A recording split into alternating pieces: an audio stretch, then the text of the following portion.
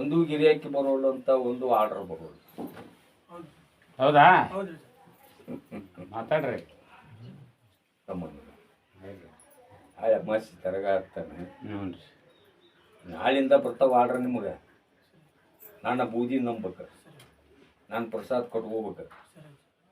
ಇಲ್ಲೇ ಅರ್ಜುನ್ ಕೂಡ ಒಂದು ಲಿಂಬಿಯ ನಿಸ್ಕೊಂಡು ಹೋಗ್ಬೇಕು, ಕಾಯಿ ಮುಟ್ಕೋಬೇಕು. ನಾಳೆ ಅಮಾಸಿ ನನ್ನ ದರ್ಗ ಹಚ್ಚಿ ಆಶೀರ್ಬೇಕು.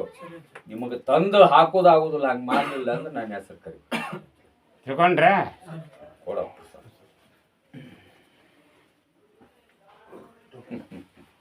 ಹೇಳ್ರಿ ಇನ್ನೊಂದು ಕೊಡು.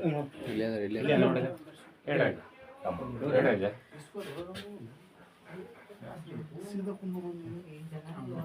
ಈ ಶೀತ ಒಂದೇ ಸೋಮವಾರ ಅವನು ಮೈಮ್ಯಾಗಲ್ದು ಒಂದು ಅಂಗಿ ಕಳೆದು ಅಲ್ಲೇ ಒಕ್ಕೊಟ್ಟು ಈ ಸೋಮವಾರ ಹಾಲು ಏರಿಯನ್ನು ಪೂಜೆ ಮಾಡಿ ಅದು ಯಾಕೆ ಕ್ವಾಲಿಪೇಟ್ ಯಾಕನ ನಾನು ನೋಡ್ತೀನಿ. ಏನು ಹೇಳ ಅಷ್ಟೇ ಕಲೀರಿ. ಒಂದು ನಾಗಪ್ಪನ ಕಲ್ಲು ಇಟ್ರಿ ಏನಪ್ಪ ಅಲ್ಲೇ ಹೊಲ್ದಾಗ ನಾಗಪ್ಪನ ಕಲ್ಲು ಇಟ್ಟಿಲ್ಲಪ್ಪ, ಎಲ್ಲ ಮುಂದಾಳಪ್ಪ.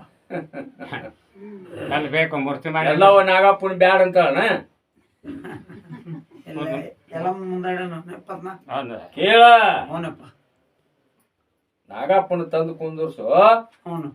ಆ ಇಡೀ 3 ಕಿಲೋಮೀಟರ್ ಸುತ್ತಮುತ್ತ ನಾಗೇಂದ್ರನ ಅವತಾರ ಅಲ್ಲೇ. ನಿಮ್ ಒಬ್ಬರದಲ್ಲ. ಹೊಲ್ದಾಗ ಐತಪ್ಪ ದೇವ್ರದ ಎಲ್ಲಮ್ಮ. ಏನ್ ಹೇಳಾಕತ್ತೀನಿ ಹಂಗ.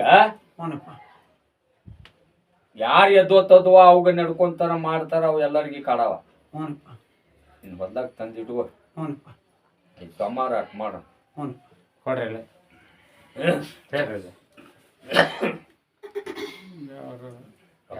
ಹೇಳ್ರಿ ಗದಿನ್ಯಾರಪ್ಪ ಅವರು ಗಂಡ ಐತಿ.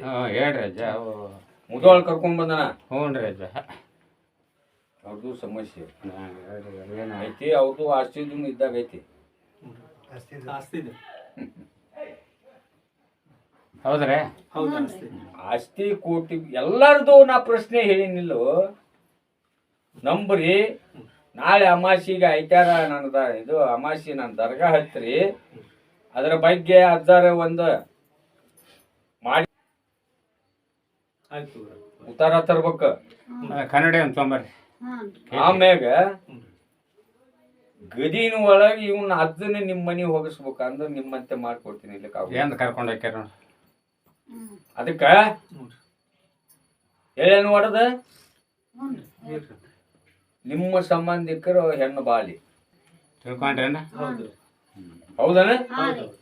ತಿಳ್ಕೊಂಡ್ರ? ಅದು ಆಗ್ಬೇಕಾದ್ರ ಇವನ ಅಜ್ಜನ ಮನಿಗೆ ಕರ್ಕೊಂಡು ಹೋರಿ. ಅಲ್ಲಿ ಮನ್ಯಾಗ ಏನ್ ಮಾಡ್ಬೇಕು ಅನ್ನೋದು ಹೇಳ್ತಾನ. ಆ ಥರ ಮಾಡಿಸುವರಿ. ಇದು ಅಮಾಸಿ ನನ್ನ ದರ್ಗಾ ಹತ್ರಿ. ನನ್ನ ಬೂದಿ ನಂಬಿದ್ದ ಕರೆ ಆದ್ರೆ ನಿಮ್ಮಂತೆ ಮಾಡ್ಕೊಂಡ್ಬಿಡ್ತ ನೋಡ್ರಿ. ಇವತ್ತ ಟೈಮ್ ಸಿಕ್ಕರೆ ಇವತ್ತ ಕರ್ಕೊಂಡು ಹೋಗ್ರಿ. ನಾಳೆ ಹೋದ್ರೆ ನಾಳೆ ಕರ್ಕೊಂಡು ಹೇಳ್ರಿ. ಊರು ಹುಬ್ಳಿ ಅಪ್ಪ. ಹೋಗ್ರಿ ಅಜ್ಜ.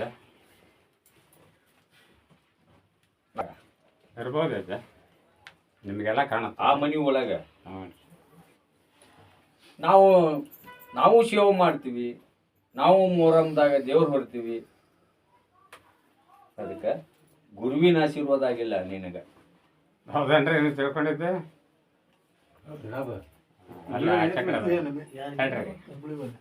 ಗುರುವಿನ ಆಶೀರ್ವಾದ ಅವು. ಚಿಕ್ಕೋಡಿಯರ ನಿಮ್ಗೆ ದೇವ್ರು ಹೊರ್ತಿಲ್ಲ.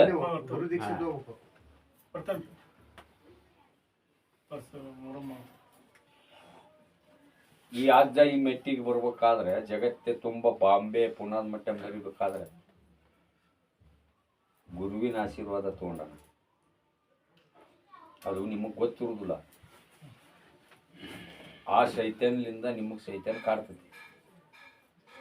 ಸಾಧು ಸತ್ಪುರುಷರು ಋಷಿಗಳು ಯಾರೋ ಇರಲಿ, ಇವನ ಅಜ್ಜಿರ್ಲಿ ಅಂತಾರ ಇರಲಿ, ಅವ್ರನ್ನ ಗುರುವಿನ ಆಜ್ಞೆ ತಗೋಬೇಕಂತ ಇದಕ್ಕಂತಾರ. ನಿಮಗೆ ನೀಗದಂತ ನಿಮ್ಮ ಮನೆಗೆ ಕರ್ಕೊಂಡು ಹೋಗ್ಬೇಕು. ಯಾವುದೋ ದೇವರು ಸವಾರಿ ಮಾಡಲಿ, ದೇವ್ರ ಸೇವೆ ಮಾಡಲಿ, ಅದ್ಲಿ ನಿನಗೂ ಗುರುವಿನ ಶಿಕ್ಷೆ ಆಗಿಲ್ಲ.